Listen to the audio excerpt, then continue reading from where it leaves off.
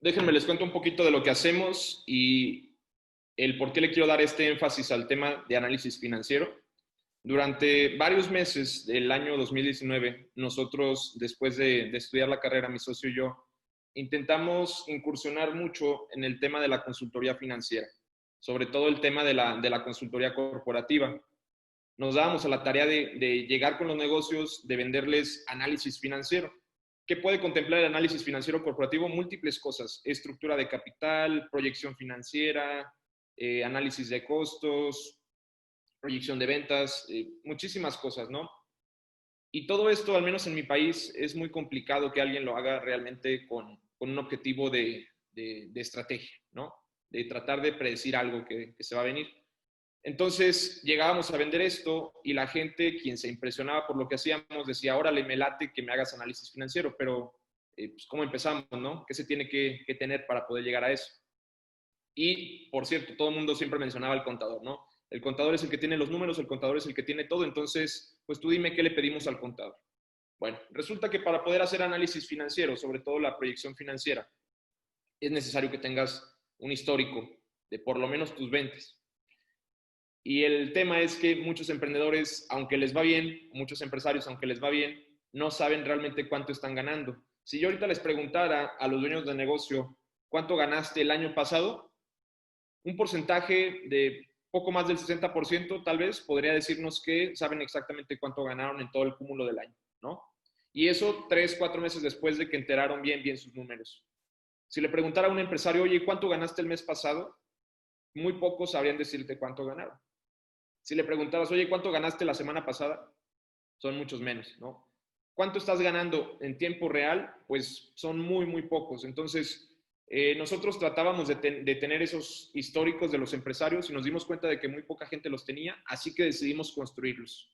Lo que estamos haciendo ahorita es construir flujos de proceso digital para que las empresas puedan tener en un dashboard en tiempo real las finanzas y los indicadores importantes del área financiera y comercial.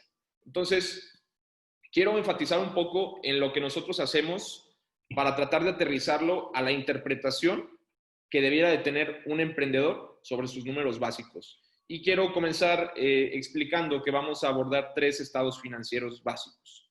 No sé cómo los llamen, si hay gente de otro país, no sé cómo lo llamen allá, pero voy a tratar de nombrarlos de todas las formas que conozco que pudieran aplicar para Latinoamérica, ¿ok? Tenemos 3 estados financieros. El primero es el estado de resultados, que ese creo que tiene el mismo nombre en todos lados, el cual nos va a ayudar a medir las ventas, los costos, los gastos y la posible utilidad. Tenemos el balance general o el balance de situación financiera, que es el que nos ayuda a decir cuánto de nuestro dinero está repartido en capital, en acciones, cuánto está repartido en deuda, cuánto está repartido en activos.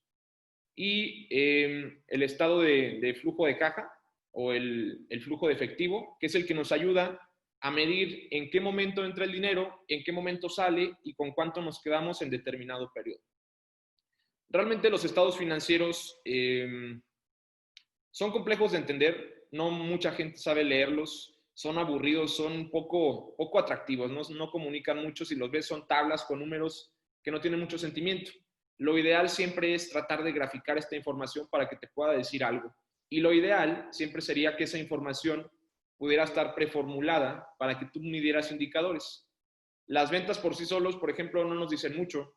Si es que las ventas fueron a crédito y las vendiste a 360 días, las ventas no son tan importantes.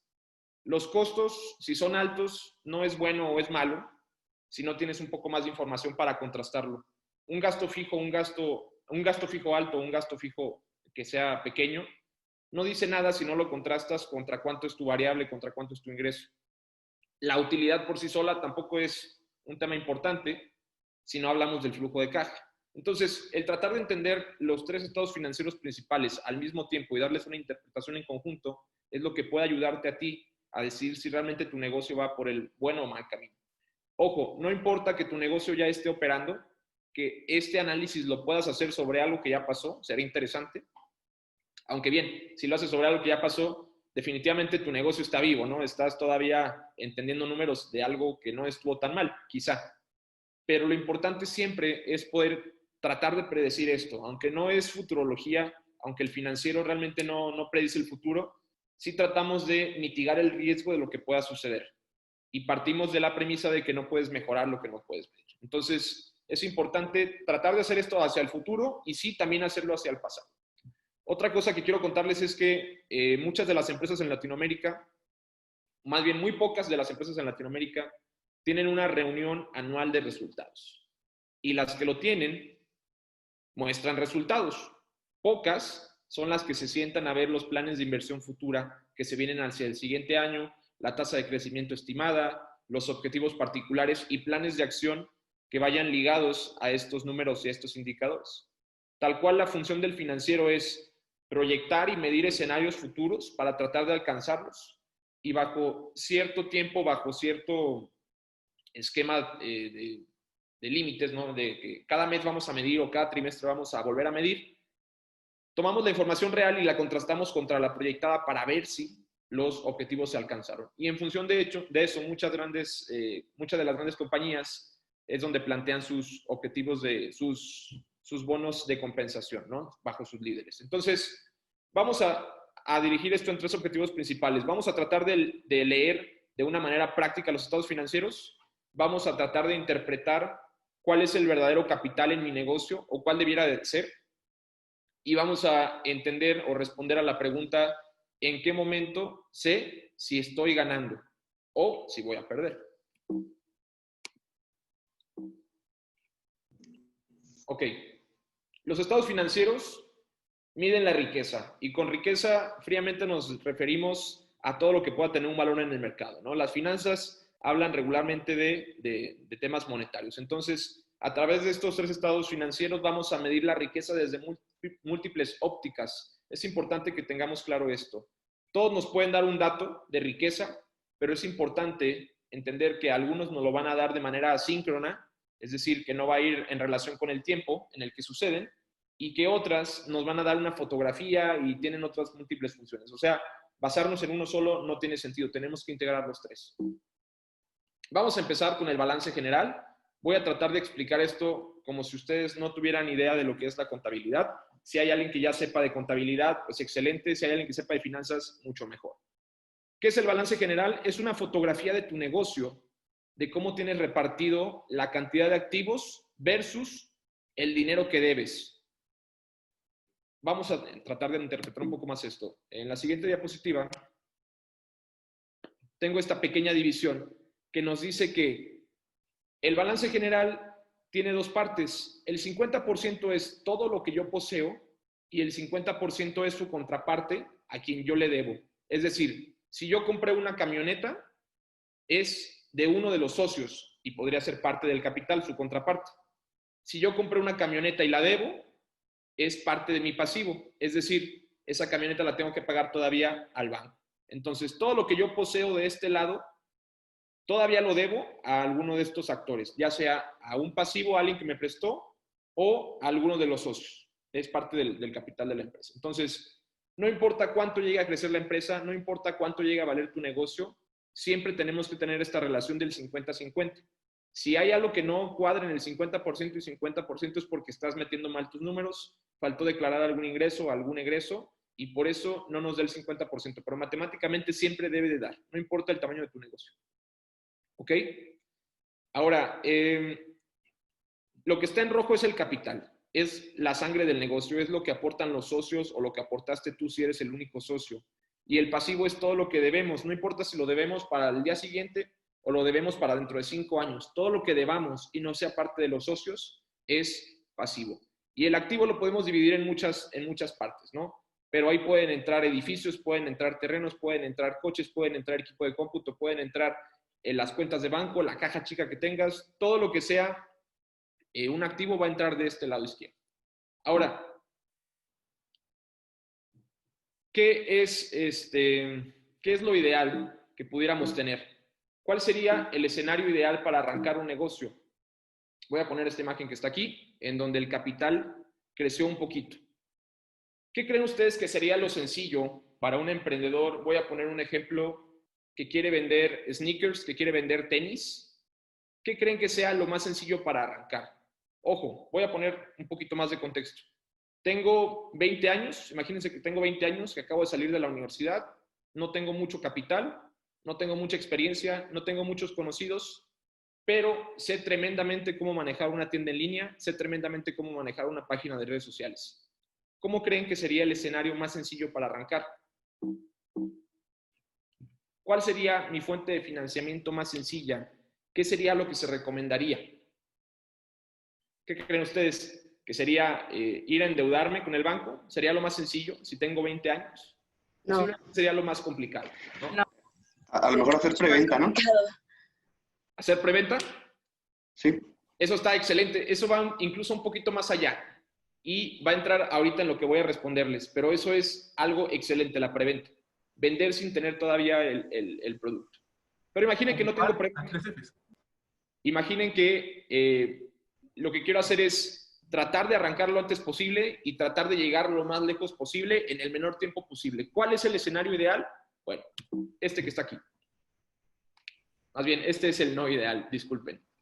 ¿Qué es lo que pasa regularmente? Lo más sencillo para arrancar un negocio es aportar capital propio.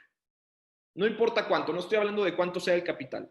Lo más sencillo siempre es aportar lo que tú tienes, porque no tienes que ir con nadie a pedirle, no tienes que demostrar garantías, no tienes que demostrar confianza, no tienes que demostrar nada.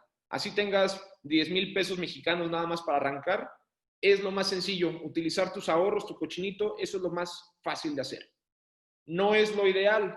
¿Por qué? Porque si tú solamente tienes 10,000 pesos de ahorro y lo metes en un solo negocio y el negocio fracasa, fracasaron tus esperanzas, fracasaron tus sueños con ese negocio. Y es lo que nos pasa a muchos, ¿no?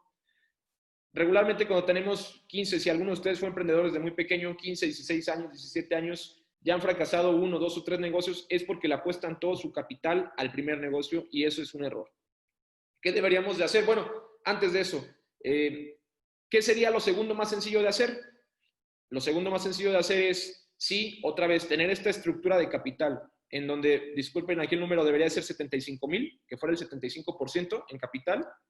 Lo segundo más sencillo de hacer es, no con tu capital, pero sí con el capital de alguien más. Ojo, con capital. Es decir, que alguien más que creyó en ti le entre al negocio, pero se quede con una parte del negocio. Eso sería lo segundo más sencillo. ¿Por qué? Porque si el negocio fracasa, más bien si el negocio le va bien, pues ellos van a cobrar una gran parte y eso les da tranquilidad. Si el negocio fracasa, bueno, tal vez no aportaron mucho, pero confían en ti. ¿Y qué es lo más complicado de hacer, pero que debería de ser lo ideal para arrancar? Empezar con el dinero de alguien más, pero intentar a toda costa que ese dinero no sea capital del negocio. Es decir, que no repartas parte de la empresa por ese dinero y que ese dinero lo tengas que pagar en N cantidad de periodos, en N cantidad de meses, en N cantidad de años, o incluso hay quien lo tiene que pagar en semanas, está bien, pero que no sea capital del negocio, que no invites a más gente a ser parte de.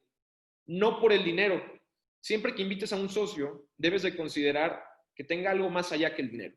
Porque si eso es lo único que tiene, pues entonces no está aportando mucho al capital. Y el capital va más allá de solamente el dinero. Les pongo un ejemplo que se me vino a la cabeza rápido.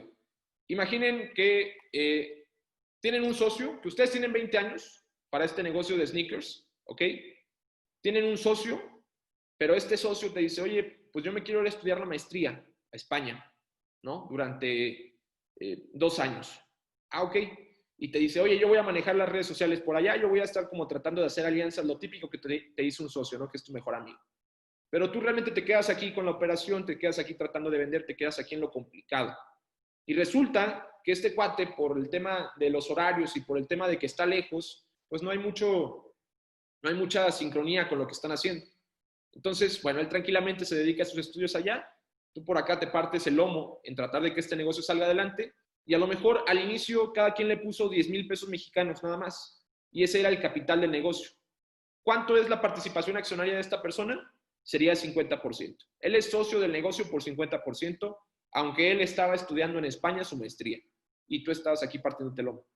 Regresa en 2 años y resulta que ese negocio llegó a una valorización de mercado de 5 millones de pesos mexicanos. Entonces, legalmente él podría decirte, oye, pues me toca el 50%, ¿no? ¿Crees que eso pudiera ser justo de alguna forma? Técnicamente es completamente justo porque él corrió el riesgo contigo desde el principio. Pero si tú lo hubieras pedido, en lugar de de que entrara como capital solamente 10,000 pesos y le hubieras pagado servicios profesionales para que te ayudara a manejar las redes sociales, los 5 millones de pesos serían hoy en día completamente tuyos. Entonces, lo que les quiero decir es, si tienen alguna persona que va a entrar al negocio con capital y solamente tiene capital y no tiene algún activo de valor, algún talento, algún contacto, algún canal de distribución, lo que sea, entonces que no entre en capital.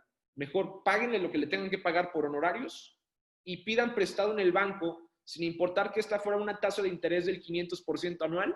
Créanme que les hubiera sido mucho más sencillo pagar eso que pagarle la mitad del capital a una persona que no hizo nada. Entonces, siempre es más complicado eso porque el banco no te va a prestar a menos que demuestres que no lo necesitas. Esa es la regla en el banco.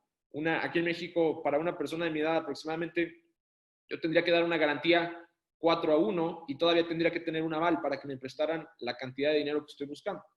Entonces, es lo más complicado. Es lo más complicado. ¿Alguien iba a hacer algún comentario? Perdón. Sí, no. ¿Podría repetir de nuevo de cero el tema de comienzo ideal de la compañía, por favor? Sí, cómo no. Hay dos maneras de arrancar. La primera es el escenario no ideal, donde yo pongo la mayor parte del capital. Eso es lo más riesgoso, lo más sencillo, pero lo no ideal.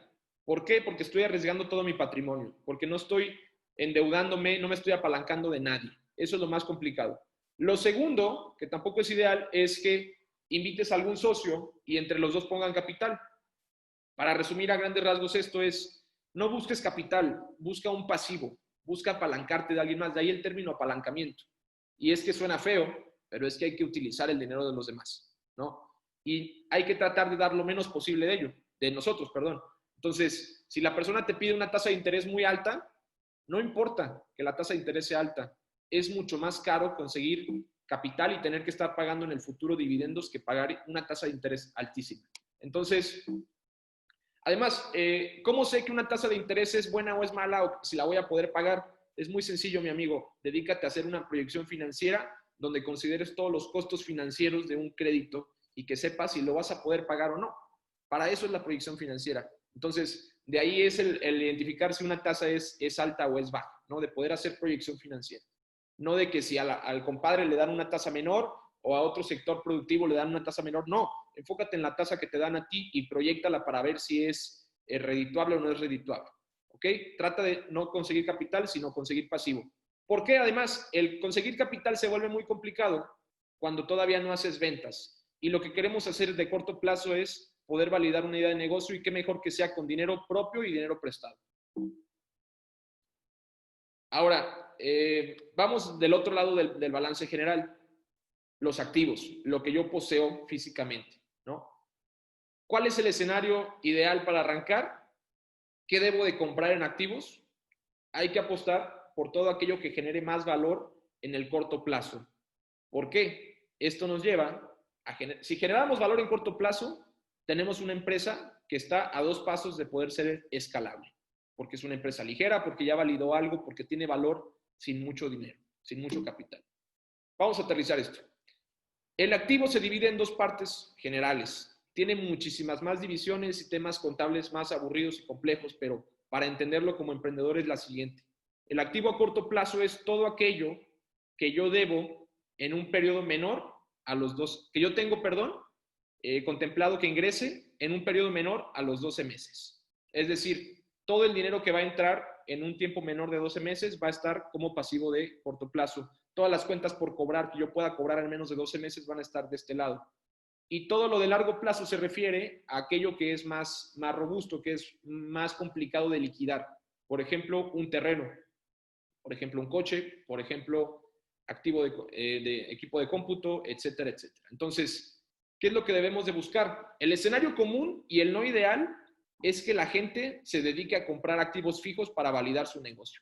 Y eso es completamente un error. Les pongo un ejemplo. Si ustedes quisieran, igual en el ejemplo de los sneakers, de los tenis, si ustedes tienen 20 años y quieren arrancar con este negocio, ¿qué sería lo mejor? Si tienes, vamos a incrementar el capital. Si tienes 500,000 pesos mexicanos, ¿qué creen que le dé más valor al negocio? ¿Comprarte una maquinaria para empezar a hacer tus sneakers desde el día cero, comprarte transporte para hacer la repartición logística desde el día cero, o en lugar de eso, buscar profesionales que se dediquen a hacer la maquila por ti, aunque tengas un margen muy pequeño, que lo hagan por ti. Y buscar gente que reparta por ti. Y buscar gente que haga algo más por ti, en lugar de tú conseguirte un activo que fuera de largo plazo, que fuera robusto, que fuera difícil de liquidar, que fuera difícil de vender. ¿Qué sería más sencillo? Claramente, el escenario ideal, el que generaría más valor de corto plazo, es mantener el dinero líquido para inversiones de costo directo. Ahorita vamos a mostrar una gráfica en el siguiente estado para que vean cómo se relaciona esta información. El ser ligero, el ser ágil, el ser escalable, lo voy a interpretar con una gráfica más adelante.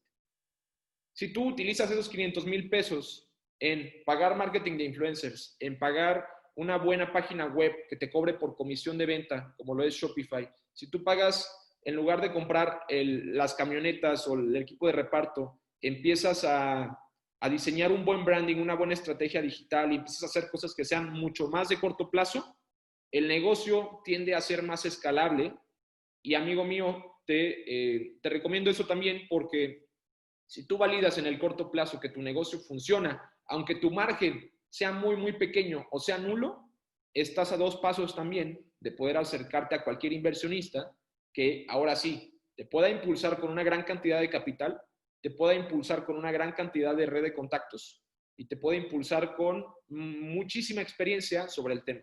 Entonces, esto es justo lo que buscan los inversionistas. Que tú no llegues con una idea de, oye, dame 1,000,000 de pesos mexicanos por el 40% de mi compañía y hagámonos millonarios todos. Un Excel muy bien hecho, gráficas muy bien hechas, una proyección financiera bien hecha, son Exceles, ¿no? Eso no dice nada. Lo que realmente le importa al inversionista es que tú puedas validar en el corto plazo que diste resultados con la menor cantidad de dinero posible. Eso es lo importante. Y también, si no necesitas inversionista, créeme que también la mejor forma de empezar es trata de endeudarte lo más posible, de meter el menor capital posible tuyo y trata de que ese dinero no se vaya a algún activo robusto y difícil de liquidar, sino que se vaya a activos ligeros, que se quede en cash para pagar costo directo, que se quede en cash para tratar de pagar profesionistas que hagan cosas por ti. Eso sería lo ideal y eso es lo que pasa regularmente con las empresas de servicios. Por eso es que las empresas de servicios son mucho más escalables. Más adelante les cuento un poquito el caso de lo que hacemos nosotros para que esto pueda ser más sencillo de interpretar. Ahora, también hay un límite, ¿no? Hay un límite de hasta dónde es ideal la deuda. Y la respuesta es sencilla, hasta donde puedas pagarla. ¿Cómo sé cuánto puedo soportar yo de deuda? Un análisis de capital circulante. Esto es muy sencillo de hacer gráficamente, se va a notar, ahorita lo van a poder interpretar muy rápido. Y la información para interpretar esta información es muy sencillo. Ustedes busquen una plantilla, si ustedes ya tienen una plantilla aquí con Watwani de balance general, llénenla con sus números y después traten de hacerlo gráficamente como lo tengo yo. Si no tienen una plantilla con Watwani, busquen en internet una plantilla de balance general y llénenlo con sus números y después hagan este análisis de capital circulante. Vamos a ver cómo es. En este caso tenemos un activo de corto plazo de 50,000 pesos, un activo de largo plazo de 50,000 pesos, ¿no? Tenemos un pasivo de corto plazo, que es todo lo que yo debo en un periodo menor de 12 meses, de 25,000 pesos, y un pasivo de largo plazo de 55,000, todo lo que yo debo en un periodo mayor a 12 meses. Y capital accionario solamente tenemos 20,000 pesos, ¿no? Equivalente al 20%. Entonces, ¿cómo sé si yo me puedo seguir apalancando más? ¿Cómo sé si yo puedo seguir pidiendo un préstamo adicional? ¿Cómo sé eso con solamente ver esta imagen? Vamos a quitar del juego lo que no importa. Voy a regresar un poquito. Vamos a quitar el pasivo a largo plazo que no nos interesa porque es lento, es aburrido, es complicado de vender, de liquidar. No nos ayuda mucho para poder operar en el día a día. Vamos a quitar el pasivo a largo plazo, que son cosas que voy a pagar en el futuro, que se preocupe el yo del futuro. Para este análisis necesitamos saber si necesito un préstamo el día de hoy o no lo necesito. Y el capital también es algo que solamente cuando se liquida la empresa o se dan dividendos se tiene que analizar. Entonces, vamos a quitar lo que no interesa en este momento. Ojo, que interesa para muchísimas otras cosas, ¿eh? Pero ahorita para saber si necesito un préstamo, ¿cómo lo puedo saber? Ahí está. Gráficamente, yo tengo estos ingresos de corto plazo estimados y tengo que pagarle a la gente o a quien le debo este pasivo de corto plazo. Entonces, técnicamente, la diferencia de estos dos es el capital circulante que yo tengo. Ahora, que si me quiero apalancar y quiero hacer que este capital circulante no sea mío, yo técnicamente podría crecer un poco más mi pasivo a corto plazo hasta que llegara cerca de los 50,000 pesos. Ojo, también, esto no es para todas las empresas. Esto no es sencillo de hacer. Esto no es siempre recomendable. No hay una fórmula mágica de qué hacer. Tienes que tener el feeling de saber si vas a poder manejar una deuda tan alta, un apalancamiento tan alto. Y además, regularmente cuando pides un préstamo y eres una empresa y pides un préstamo corporativo, los banqueros lo primero que van a revisar es que justamente no estés al límite de tu pasivo a corto plazo. Entonces, pues te lo van a negar de inmediato. Pero si puedes conseguir financiamiento en deuda en algún otro lado, lo ideal sería, mi recomendación en lo general, por algunos periodos de tiempo, estar apalancado mientras creces. Interpretación del balance general. En resumen, el dinero del pasivo no es mío, pero el capital circulante sí lo es. Ojo con esto. Aunque yo deba ese dinero, lo que yo puedo hacer con ese dinero que no es mío, sí es mío. Entonces, entre más tengas la posibilidad de conseguir apalancamiento o deuda, más capital circulante podría llegar a ti. Número 2, los activos fijos no son míos, pero el dinero que generan sí. Y 3, y el más importante para mí, la deuda es más barata y ligera que el capital. El capital te amarra a muchísimas cosas, el capital es como un matrimonio, el capital es lento de que pueda llegar a ti. Es bueno, es importante, sí, pero sobre todo si llega más allá que solamente el que te den dinero, ¿no? Que te puedan dar canales de distribución, te puedan dar experiencia. Si no, siempre, amigos míos, váyanse por la deuda, ¿ok? Samuel, Sí. hola, que te quería preguntar, por favor, ¿cómo lo llevarías esto a un servicio, por ejemplo, de una aplicación en línea? ¿Podrías repasar ese ejemplo rápidamente, por favor? Sí, si tienes el dato de más o menos qué hace la aplicación, podemos incluso entrar en algunos detalles más técnicos. A ver, es una de los estudiantes, ¿está por ahí David Socias? Es una aplicación para coordinar rutinas de entrenamiento, rutinas de nutrición. David, ¿estás por ahí? Disculpa. Sí, estoy aquí. Cuéntale, por favor, un poquito a Samuel cuál sería tu ejemplo para ver cómo haríamos este balance, por favor. El tema tiene que ver con vender servicios deportivos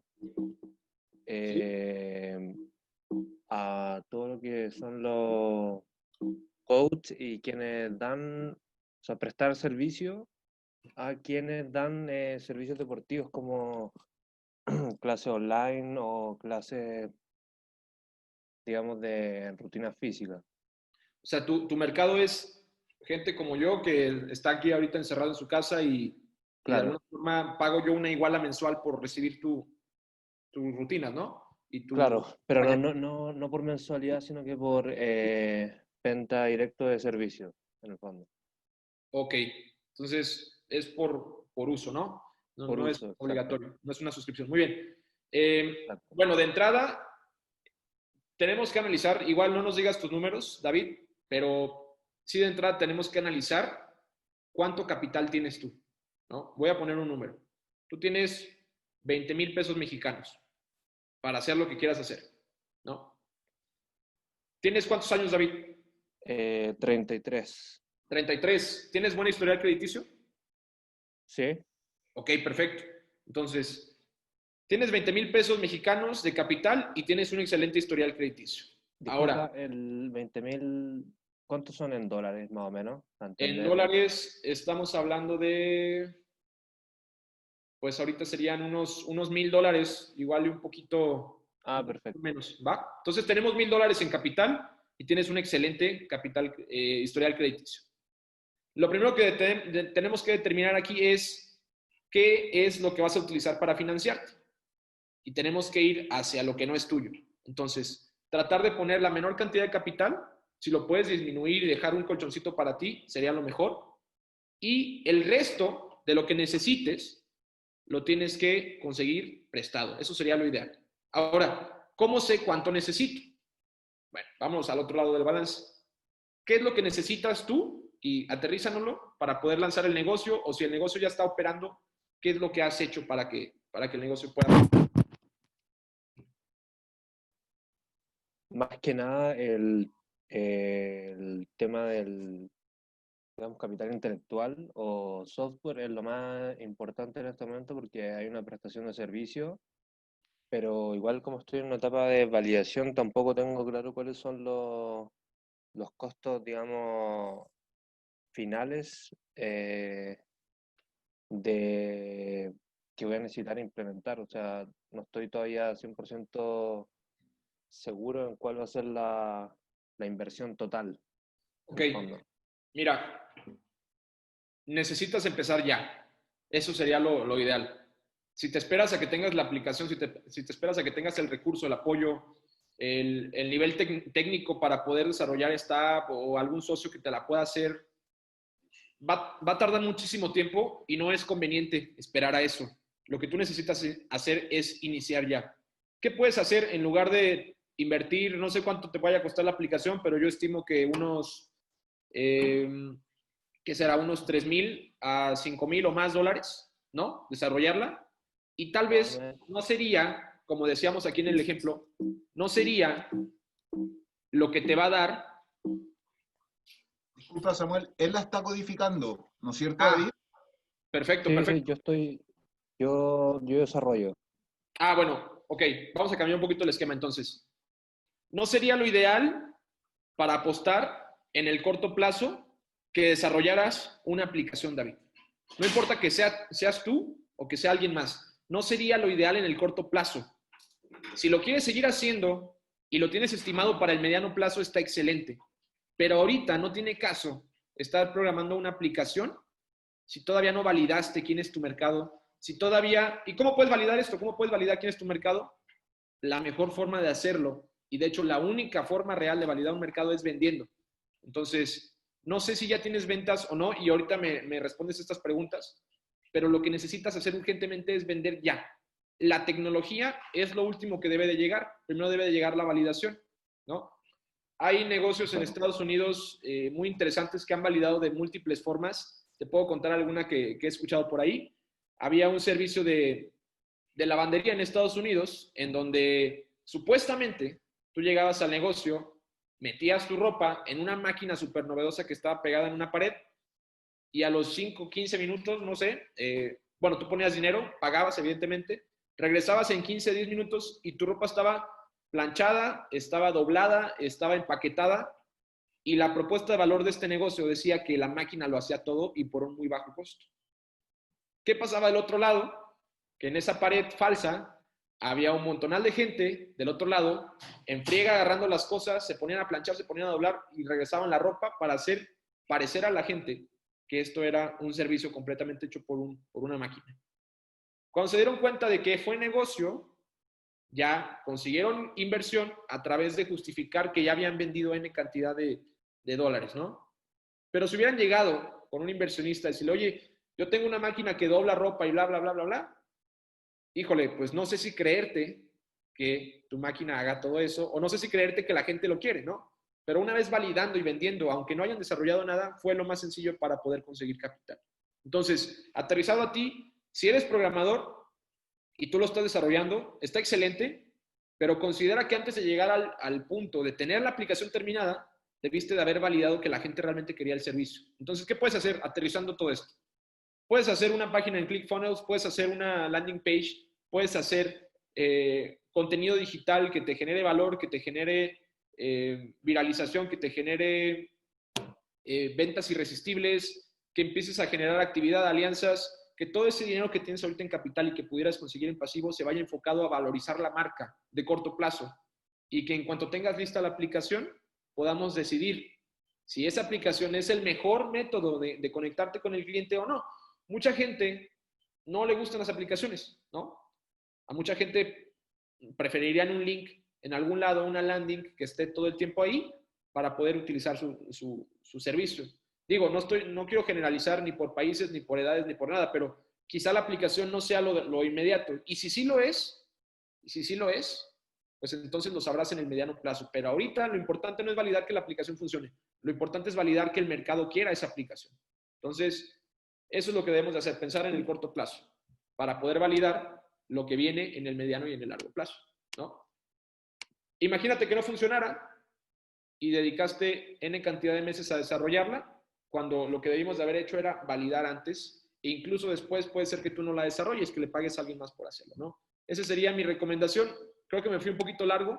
Si tienen alguna otra pregunta respecto a balance general, y espero haber respondido tu pregunta, David, vamos a hacerla antes de terminar con este estado y nos vamos a pasar a los otros dos que son un poquito más cortos. La última reflexión del balance general es: cuando usas el dinero de otros para pagar los activos que no son tuyos, es cuando más escalable puede ser. Repitan esto, denle un poquito de calma a leerlo con mucha tranquilidad. Cuando usas el dinero de otros para pagar activos que no son tuyos, es cuando es más escalable. ¿Cómo lo hago yo, por ejemplo? Nosotros en el negocio somos una empresa de servicios. Tratamos de variabilizar a la gente al 100%, que todo lo que se haga sea costo variable. Es decir, que si lo vendo, me cuesta, y si no lo vendo, no me cuesta. No tenemos oficina. Los equipos de cómputo los compramos en función de cuánta demanda de trabajo vamos a tener. No pagamos sueldos fijos, no pagamos, bueno, sí tenemos obviamente gastos fijos como el internet, algunas cuestiones de suscripciones que necesitamos, pero de ahí en más, si no hay trabajo, no gastamos.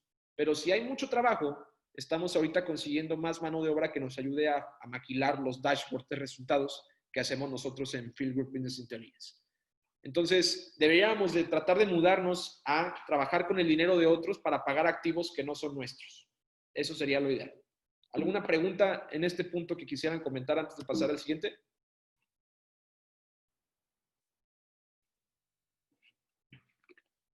Los escucho. De no ser así, entonces continuamos. El siguiente es el estado de resultados. Y este es muy sencillo de entender.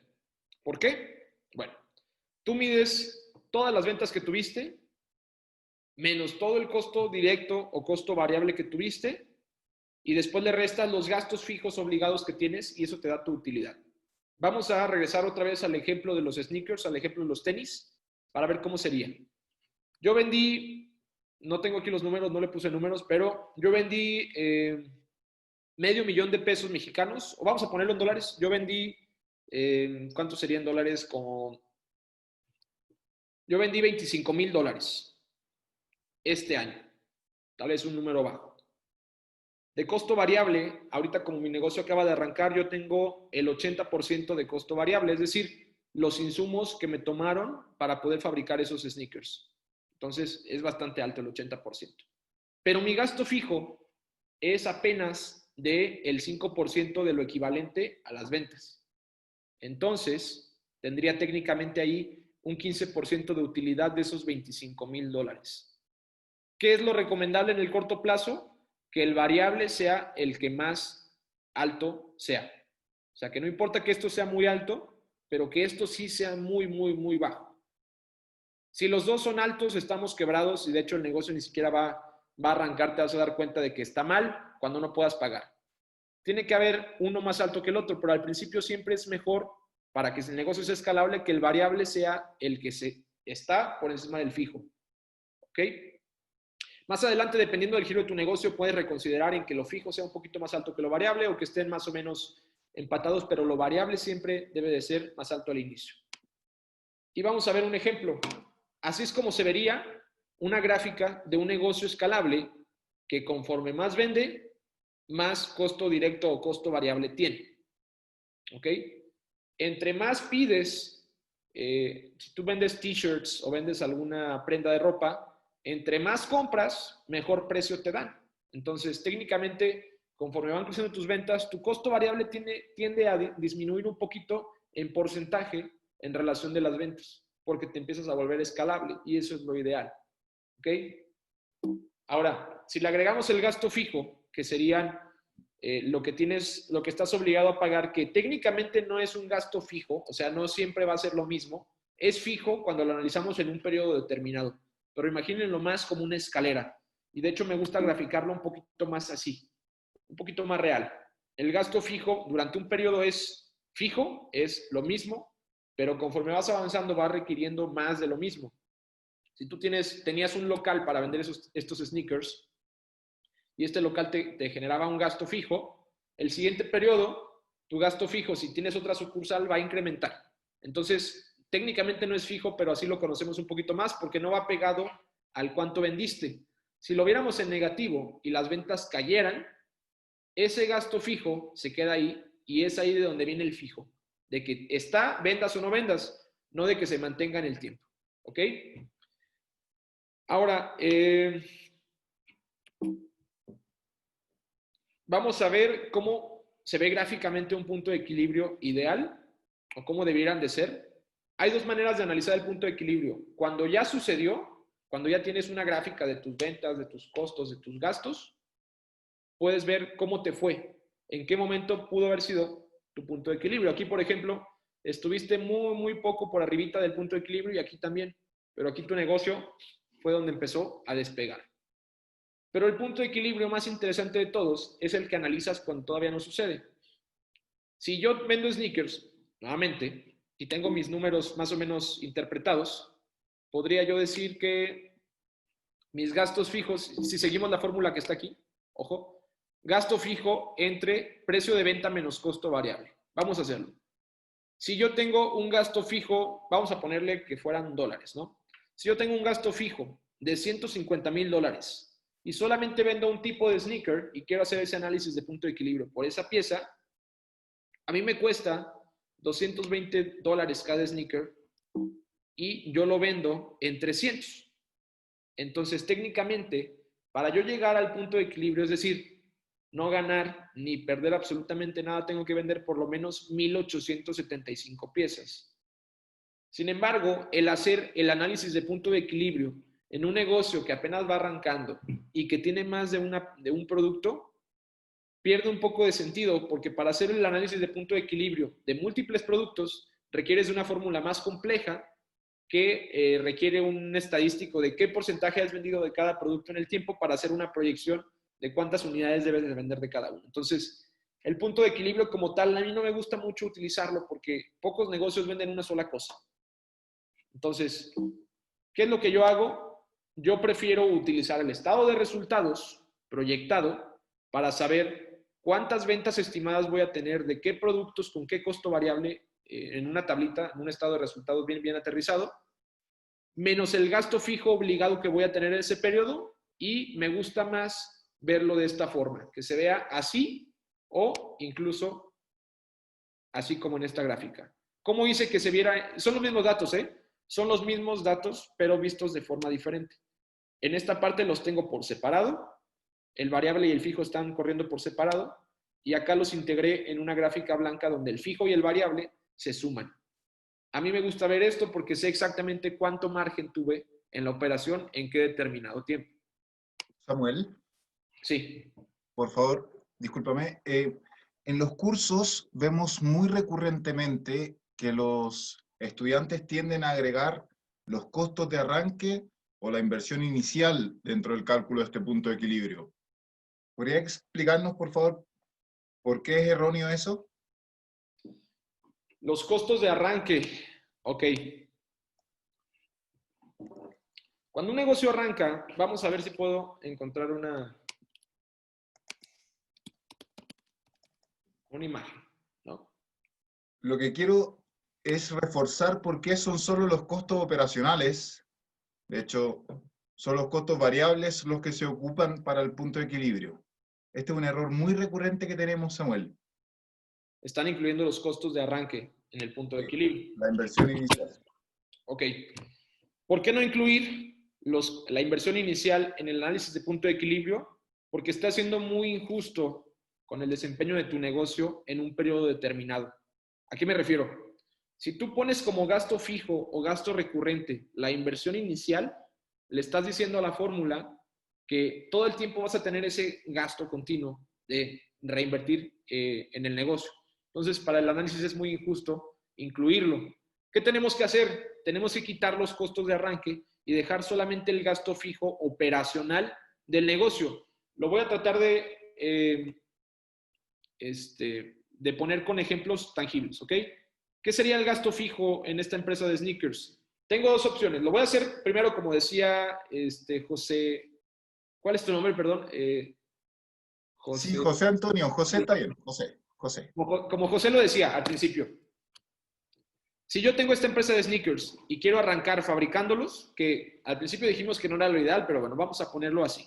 Quiero empezar fabricándolos. No puedo incluir en el análisis de punto de equilibrio el costo de mi maquinaria, ni puedo incluir el costo de mis computadoras, ni puedo incluir todo lo que yo voy a necesitar para arrancar, porque entonces técnicamente la fórmula tendría mucho cargo hacia el gasto fijo. Ese es un gasto que voy a hacer una sola vez. Ahora, si esa inversión la voy a diversificar en múltiples periodos para poder pagarla, y esos periodos tienen una cuota, una amortización mensual, entonces técnicamente sí podría meterlos en el gasto fijo. De otra manera no, porque entonces sería muy injusto para este análisis. Lo que dice aquí José es, sería importante utilizar el análisis de punto de equilibrio con la inversión integrada para saber si mi negocio es redituable o no. Yo no usaría este análisis. Vamos a ver el último de los estados financieros que realmente nos diría en qué momento podría ser redituable mi negocio o si no lo es. Entonces, vamos hacia allá. Muchas gracias, Samuel. Solo para confirmar, el punto de equilibrio son número de unidades o número de servicios entregados. Es así como se mide, ¿no es cierto? Entregados, y yo diría, más importante aún, por entregar. O sea, si lo hacemos hacia futuro, es más interesante. Porque los entregados, pues al final te dice cuánto requerías para salvar el negocio en el momento que estás estudiándolo. Pero no nos interesa saber cuántos necesitaba en el pasado, sino cuántos voy a requerir hacia adelante, ¿no? Si lo vemos hacia el pasado, las unidades se sacan en un reporte de ventas de cuánto vendí y el dinero se saca en un reporte monetario o de tesorería de cuánto vendí. Lo que nos interesa saber siempre al día a día en la vida real del negocio es qué me va a pasar mañana. Entonces, sería lo que necesitaría. Ahora, el último estado de financiero que requerimos entender es uno muy, muy similar al anterior, al estado de resultados, pero la desventaja que tiene el estado de resultados en función de este es que el estado de resultados considera que te van a pagar en el momento en el que vendes y no es así. Sobre todo en empresas de servicios, las ventas pueden tardar varias semanas en que reflejen su ingreso, su contraparte de ingreso en la tesorería del negocio. Entonces, el tener mucho margen, el decir que el negocio es bueno, que tiene buenos márgenes, que tiene buena escalabilidad, el estado de resultados se queda un poco corto en decirnos si va a ser rentable o no. ¿En qué momento quiebran las empresas? ¿En el momento en el que se quedan sin clientes? No, es una variable importante, pero no. ¿Se quiebran en el momento en el que se quedan sin activos, sin edificios, sin camionetas, sin equipo de transporte? Tampoco. ¿Quiebran cuando se quedan sin capital? Ya vimos que no. ¿Cuándo quiebran las empresas? Cuando en este preciso estado financiero ya no hay flujo de caja, en ese momento la empresa quiebra. Cuando ya no hay para pagar. Te puedes quedar sin clientes, sin todos tus clientes. Y si tenías dinero en tesorería, va a seguir habiendo flujo. Si es que quieres continuar con la operación, va a seguir habiendo flujo. Pero el negocio aún no quiebra cuando te quedas sin clientes. Si adicional a quedarte sin clientes, a los 2 meses te quedas sin flujo, ahora sí, el quedarte sin clientes fue la razón de que te quedaras sin flujo, pero las empresas quiebran por no tener capacidad de solvencia para pagarle a sus deudores, o sea, a su flujo. Entonces, ¿qué tiene de diferente? Otra vez, esto es un poquito complicado de entender. ¿Qué tiene de diferente el estado de resultados del estado de flujo de efectivo?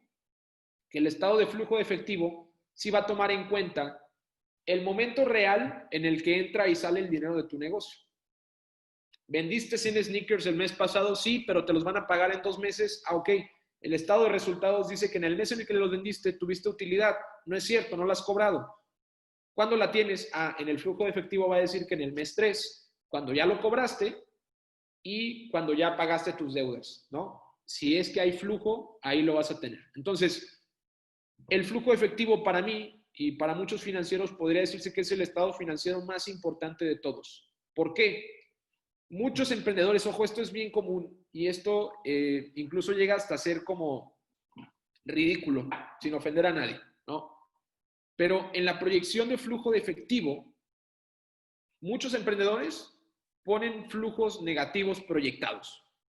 O sea, para el cálculo de su TIR y su valor presente neto y todo lo que sacan los periodos del flujo de efectivo, muchos emprendedores proyectan flujos negativos en algún momento, adicional al de la inversión. Si esto fuera en una empresa real, en el momento en el que eso pasara, la empresa quiebra. Es imposible tener flujos negativos, ¿sí? Y que la empresa pueda seguir proyectando. ¿Por qué? Porque si el flujo negativo está proyectado, si lo pagas, pues te quedas sin ingresos. Y si no lo pagaras, la empresa no podría continuar. Entonces, no pueden existir los flujos negativos, porque entonces, ¿qué tendrías que hacer ahí? Conseguir un préstamo, conseguir más capital, conseguir más ventas, o el negocio quiebra. Entonces, ojo con esto, no proyecten flujos negativos, no existen en la realidad. Y, bueno, el flujo de efectivo, vamos a buscar una imagen porque no les puse algo gráfico.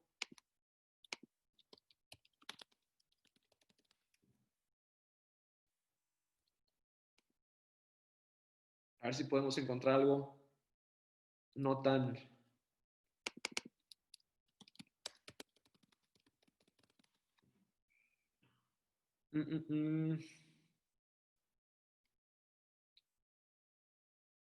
Ok. Esto es un flujo de efectivo, así de aburridos pueden llegar a ser. No tienen mucho sentimiento. Vamos a tratar de darle zoom aquí. Lo que yo siempre recomendaría es que esta información la podamos trasladar a esta información, donde tú puedas ver si tus egresos van a ser mayores que tus ventas o que tus ingresos totales cobradas, entonces el negocio tiene un flujo negativo. Pero si lo ves así, y de pronto te dicen, oye, aquí en el periodo 6 tienes un número rojo y después tienes verdes y luego tienes otro rojo por acá, híjole, entonces está mal, porque gráficamente lo que se vería aquí es que el negocio está en pérdidas en un escenario futuro y no estás haciendo nada para solucionarlo. Un inversionista jamás querrá ver un flujo de efectivo negativo. Entonces tienes que hacer algo para remediarlo, invertir más en valorización de marca, invertir más en activos de corto plazo, en tu corrida financiera, invertir en una estrategia adicional, apalancarte más de un banco para que tengas dinero para poder pagar cuando ese momento suceda, o lo que tengas que hacer. Pero no puede haber un escenario en donde tu flujo de efectivo sea negativo. ¿Ok? Ahí es donde sabemos si el negocio está ganando o está perdiendo en el flujo de efectivo. Lecciones finales. Margen, que es lo que te da el estado de resultados. Tener margen, un muy buen margen neto, no es lo mismo que tener flujo. Y siempre es mejor tener flujo, aunque tengas un margen pequeño, que tener un gran margen, pero tener poco flujo. Traducido a palabras reales es mejor vender, vender cosas que me cuestan muy caras, pero cobrarlas en tiempo, que vender y que me paguen en 180 días. Que vender cosas que tengan mucho margen y que me las paguen en 180 días. Y ojo, hay negocios que pueden soportarlo y que si lo estudiaron desde el principio con un gran apartado de pasivo para poder predecir estos escenarios de 180 días con proveedores, con clientes, perdón, entonces está excelente. Si lo previste y tu negocio y tu industria son así, está excelente si tienes esa capacidad de solvencia. Pero si no, que no te sorprendan, porque el flujo de efectivo te va a avisar que estás en esa situación, entonces hay que hacerle muchísimo caso al flujo de efectivo. ¿Ok? Y la última, el capital de trabajo, si lo recuerdan, el que estaba en el balance general, tampoco puede ser negativo, porque va muy relacionado con el flujo del negocio. Es ahí donde se entrelazan el capital de trabajo y el flujo que tienes en el estado de flujo de efectivo. Entonces, ninguno de estos dos pueden ser negativos porque si lo son, el negocio está en problemas. Entonces, bueno, por mi parte, técnicamente eso ha sido todo. Espero que hayan aprendido algo un poquito más de contabilidad, de finanzas, y les recomiendo muchísimo que no dejen esta información solamente al contador y que no dejen esta información al pasado, que siempre traten de estar por lo menos 3 meses antes de que algo así pueda llegar a pasar. Y esto les va a ayudar muchísimo, ¿no? En saber qué puede llegar a pasar. Ojo, la chamba del financiero no es predecir el futuro. Un financiero llega a tu negocio para hacer que tu negocio valga más, pero no podemos predecir tampoco nada. Pueden y van a suceder cosas distintas a las que estás proyectando, pero siempre es importante medir 3, 4 escenarios distintos de qué pasaría si eso llegara a pasar y entonces tener un plan de acción bajo la manga esperando para poder actuar, ¿no? Entonces, muchas gracias. Si tienen algunas preguntas, podemos empezar con ellas. Gracias, Sam. Si quieren, tenemos como unos 10 minutos para que hagan sus preguntas. Pónganlas en el chat o ahorita abran su micrófono y pregunten lo que necesiten.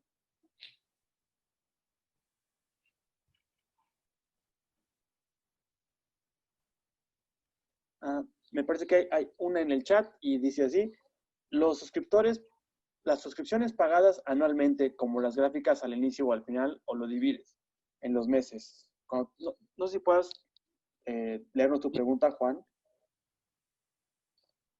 Creo que le entendí muy bien. Él dice que si es necesario interpretar las suscripciones de su negocio de manera anual o de manera mensual, pues depende de qué plantilla tengas. Si tu plantilla lo hace de manera mensual, es lo mejor, de manera mensual. A lo que me refiero es, por ejemplo, los pagos que tú tienes que hacer o los costos que tú tienes que hacer, por ejemplo, de cuando tú adquieres un servicio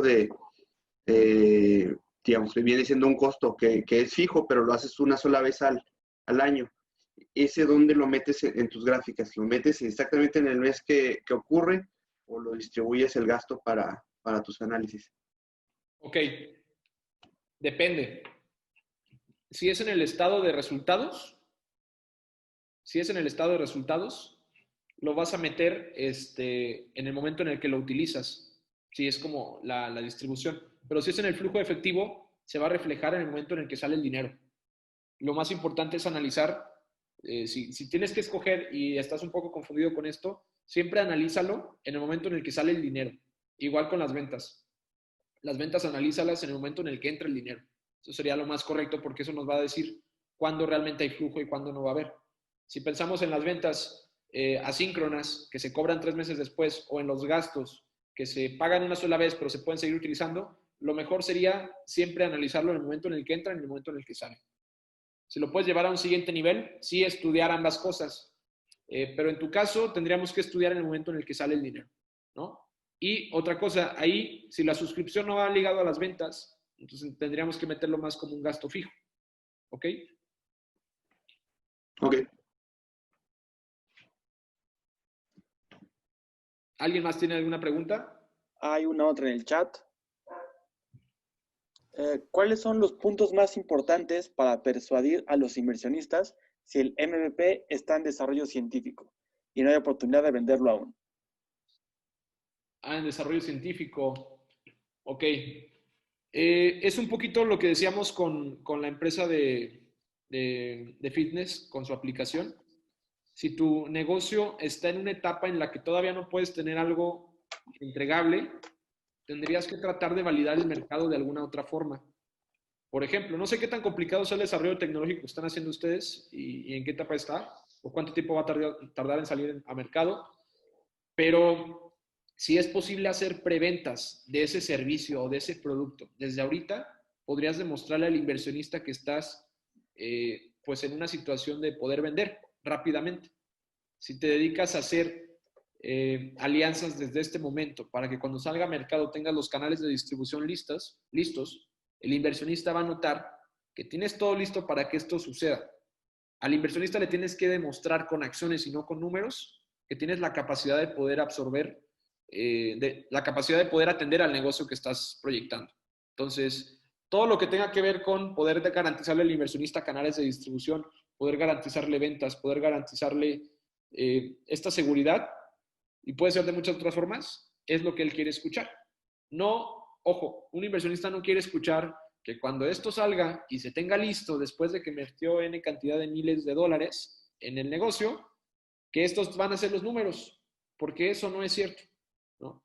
Lo que es cierto es lo que haces ahorita en el corto plazo para tratar de asegurarle al inversionista que se va a poder vender, no el cuánto se va a vender, porque eso no lo sabes porque ni siquiera has llegado a ese nivel de validación. Y ojo, estoy hablando en general, no estoy hablando de ustedes porque no he escuchado información, pero sí tratar de asegurar esa parte. Y bueno, no sé si tengan otra pregunta. ¿Alguna más? Aprovechen ahora que tenemos a Sam aquí. Leonel Barro pregunta a Sam, ¿cómo puedes separar los activos fijos y circulantes o dónde los podemos plasmar? En el balance general, supongo que ustedes tienen una plantilla aquí en WhatOne donde ponen tal cual, su plantilla debe decir así. Si no la tienen, mándenme un DM. Aquí aprovecho para decirles que nos pueden seguir en Instagram. Estamos por preparar un buen contenido para las siguientes semanas. Entonces, ahí se los dejo, me pueden mandar un DM. Si no tienen una plantilla así, se las puedo pasar sin ningún problema, ¿no? En la plantilla tú está dividido muy fácil. Activo circulante y activo fijo. Recuerda, el circulante es todo aquello que tú puedes obtener en menos de 12 meses. Es decir, ahí van a ir los bancos, va a ir tu caja chica, van a ir tus cuentas por cobrar que entran en los próximos 12 meses. ¿Qué más puede ir ahí? Alguna inversión en banco, alguna inversión en certificados de la tesorería de tu país, algo que puedas liquidar en menos de 12 meses, ¿ok? Y en el activo fijo, ¿qué va a ir? Todo lo que es robusto, los espacios, las oficinas, el terreno, si tienen alguna propiedad inmobiliaria también adicional, va a ir ahí, todos los coches, incluso, ¿qué más podría ir ahí? Maquinaria, todo lo que es lento de liquidar, lo puedes tomar en cuenta como un activo a largo plazo, ¿ok? Súper, Sam, muchas gracias. ¿Alguien más? Oye, Sam, te iba a decir, pues si quieres puedes pasarme a mí la plantilla y en el output que les envíe de este taller se las podemos mandar para que todos las tengan. Sí, cuenta con ella. Mañana nada más la pulo para que sea un poquito más general y mañana les paso el dato para que Tamara se los pueda compartir. Ok, súper. Sí, Leslie está grabada, no te preocupes, la vamos a subir a redes pronto. Excelente. Bueno, último segundo para una última pregunta. Nada, Sam, creo que yo te haría nada más una última pregunta en cuestiones financieras. ¿Cuál sería tu mayor recomendación para aquellos que están siendo emprendedores? La recomendación final de Samuel Lira para los emprendedores. La recomendación final es, si pueden leer algo sobre valorización de marca, que hay mucho en libros, pero sobre todo lo más fresco está en perfiles o de YouTube o en perfiles de Instagram de gente que sabe sobre marcas. Que lean un poquito de eso y que vean financieramente cómo pueden hacer que su negocio valga más, que su marca valga más y que se dejen de lado el tratar de comprar activos. Los activos hacen lenta la empresa. Esa es la recomendación que yo les podría dar. Traten de hacer que el cliente tenga una mejor experiencia de usuario, que el cliente vea que su negocio tiene un mejor branding, que el cliente vea un proceso comercial muchísimo más robusto, que a que el cliente vea las instalaciones o que el cliente vea los coches en los que anda la empresa o que el cliente vea cosas que no tienen sentido. Traten de hacer que ese poco capital o ese poco pasivo que puedan tener se aproveche lo más posible en valorizar su marca. Y por eso les digo, lean respecto a cómo valorizar marca y les recomiendo un contenido en español muy, muy bueno respecto al tema. Hay un cuate financiero también creo que es Chile, se llama Juan O'Brien. Juan O'Brien de Centrum. Centrum es su canal de YouTube y tiene muy poquitos seguidores, pero este cuate tiene muy, muy buen contenido respecto a valorización de marca. Juan, espacio O, comilla, Brian, como Brian, ¿no? Entonces, pueden aprender más del tema con él.